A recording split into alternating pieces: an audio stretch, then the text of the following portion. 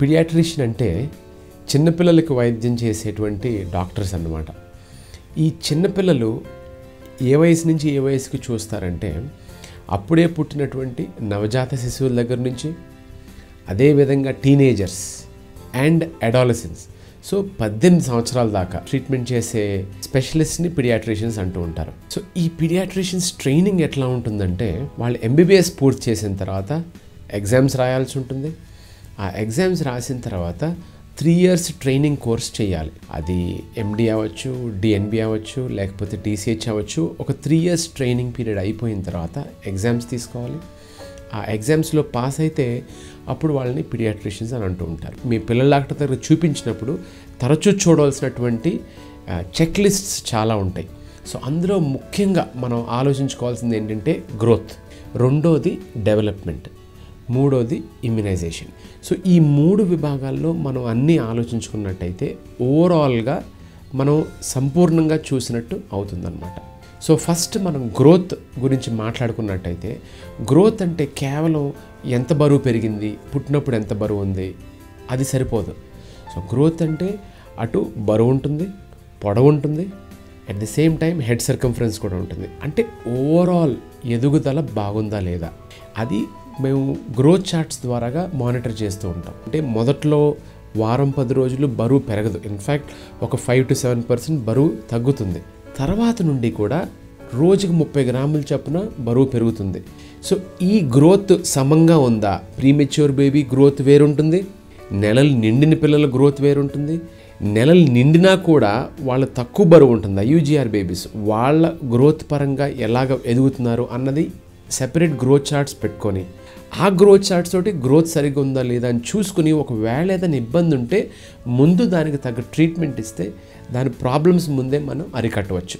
ఈ డెవలప్మెంట్ ఎట్లాగా ఇంపార్టెంట్ అంటే, మైల్ స్టోన్స్ అంటే వయసుకు తగ్గ ఎదుగుదలతో పాటు వయసుకు తగ్గ మూమెంట్స్ కానీ వయసుకు తగ్గ యాక్టివిటీస్ కానీ ఉన్నాయా లేదా చూడాలి.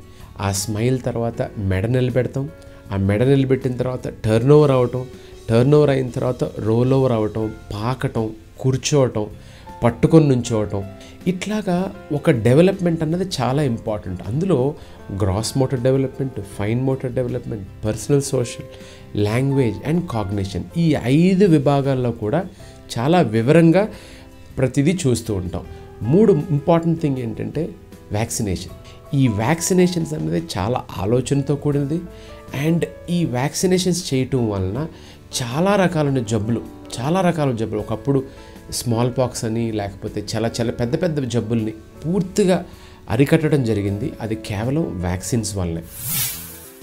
డెలివరీ చేసినటువంటి డాక్టర్స్ తోటి, ఆబ్స్టెట్రిషియన్స్ తోటి చిన్నపిల్లల డాక్టరు సంప్రదింపులు జరుపుతారు.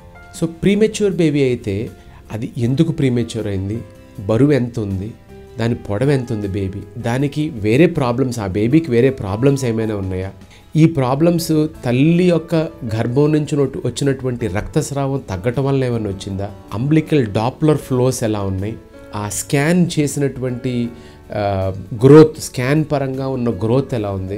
సో ప్రతి ఒక్క విషయాలు ముందే తెలుస్తాయి. కాబట్టి ఆ సంప్రదింపులు, ఆ డిస్కషన్స్ వలన ఆ బేబీ యొక్క డెలివరీ, బేబీ యొక్క మేనేజ్మెంట్ ముందే ప్లాన్ చేసుకున్నట్టయితే మనకి కాంప్లికేషన్స్ తగ్గుతాయి. సో ఈ రోజుల్లో అన్ని చోట్ల అట్లానే జరుగుతుంది.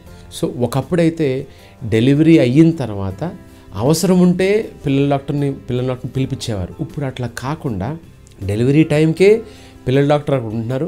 అండ్ నేను చెప్పిన ఇంకొక మాట ఏంటంటే, డెలివరీ ముందే సంప్రదింపులు జరుపుతారు. సో ఈ పుట్టిన టైంలో కంపల్సరీగా ఫస్ట్ మనం తీసుకోవాల్సిన జాగ్రత్తలు చాలా ఉన్నాయి. టెంపరేచర్ కేర్ అంటే పుట్టక ముందే మేము వార్మర్ ఆన్ చేసి పెట్టుకొని డెలివరీకి సిద్ధంగా ఉన్నప్పుడు పుట్టిన వెంటనే బేబీ ఏడ్చిందా లేదా అన్నది చూసుకుని, ఆ యాక్టివిటీ, ఆ ఏడుపు, ఆ క్రై అన్నీ బాగుంటే మనం పెద్ద వరి అవ్వాల్సిన అవసరం లేదు, అందరూ హ్యాపీగా ఫీల్ అవుతారు. కానీ ఆ పుట్టిన వెంటనే పిల్లలు ఏడవని పక్షంలో, సరిగ్గా బ్రీదింగ్ తీసుకోని పక్షంలో అటువంటి పిల్లలకి వెంటనే ట్రీట్మెంట్ అందివ్వాలి. ఆ వెంటనే ట్రీట్మెంట్ అందించడానికి కావాల్సినటువంటి పరికరాలన్నీ కూడా మనం సిద్ధం చేసుకుని, ఆ బేబీ పుట్టిన తర్వాత ఫస్ట్ పుట్టినటువంటి ఆ యొక్క హెల్త్ దగ్గర నుంచి స్లోగా అప్పటి నుంచి 1 రోజు 2 రోజులు నేను ఇందాక చెప్పినట్టు వ్యాక్సినేషన్తో పాటు at the same time growth development కూడా మానిటర్ చేసుకుంటూ వెళ్తూ ఉంటాం. పిల్లల డాక్టర్ దగ్గరికి మనం కేవలం జబ్బు వస్తే వెళ్దాం, జబ్బు లేకుంటే మాట్లాడుకుంటూ ఉరుకుందాం అనుకుంటే అది కరెక్ట్ కాదు. ఎందుకంటే వీడి యొక్క ఎదుగుదల, ఆ పాప యొక్క కానీ బాబు యొక్క ఎదుగుదల సమంగా జరుగుతుందా లేదా, వయసుకు తగ్గ గ్రాస్ మోటార్ స్కిల్స్ కానివ్వండి, ఫైన్ మోటార్ స్కిల్స్ కానివ్వండి, తెలివితేటలు కానివ్వండి, వినికిడి కానివ్వండి, మాట తీరు కానివ్వండి, ఇవన్నీ డెవలప్మెంట్ అంటాం. ఇవన్నీ కూడా సమంగా జరుగుతున్నాయా లేదా అన్నది చూసుకోవటం చాలా ఇంపార్టెంట్.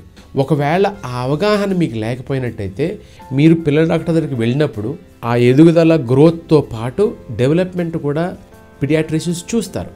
చూసి అమ్మ ఇదేం కంగారు పడాల్సిన అవసరం లేదు, వయసుకు తగ్గ ఎదుగుదల ఉంది, వయసుకు తగ్గ డెవలప్మెంట్ కూడా ఉంది అని మిమ్మల్ని ఎంకరేజ్ చేసి పంపించడం జరుగుతూ ఉంటుంది. ఫస్ట్ మీ జనరల్ పీడియాట్రిషియన్కి వెళ్ళినప్పుడు వాళ్ళు పలానా ప్రాబ్లం ఉజ్జాయింపుకు మనం చూసినట్టయితే కామన్గా చూసేటువంటివి అయితే intensive care, both paediatric and neonatal intensive care ఉంటుంది, cardiology, neurology, nephrology, haemato oncology, gastroenterology. These are the most common branches we are ఉండేవి చిన్నపిల్లలు. అటువంటి ప్రాబ్లమ్స్ ఏదైనా పిల్లల డాక్టర్లు గ్రహించి చూసినట్టయితే స్పెషాలిటీ హాస్పిటల్స్, అంటే దీనికి చిన్నపిల్లలకు సంబంధించినటువంటి స్పెషాలిటీ హాస్పిటల్స్లో ఆ సబ్ స్పెషలిస్ట్ ఉంటారు ఆర్ సూపర్ స్పెషలిస్ట్. సో అటువంటి సూపర్ స్పెషలిస్ట్ సంప్రదించినట్టయితే ఇంకొంచెం క్షుణ్ణంగా దాని యొక్క ప్రాబ్లమ్స్ను గ్రహించి ఎగ్జాక్ట్గా దానికి ట్రీట్మెంట్ చేయాల్సిన అవసరం ఉంది. సో ఆ సబ్ స్పెషాలిటీస్ ఉండటం వలన, ఆ ఎక్స్పర్టీస్ ఉండడం వలన పిల్లలకి ఇంకా మంచి ట్రీట్మెంట్ అందే అవకాశం కూడా ఉంది.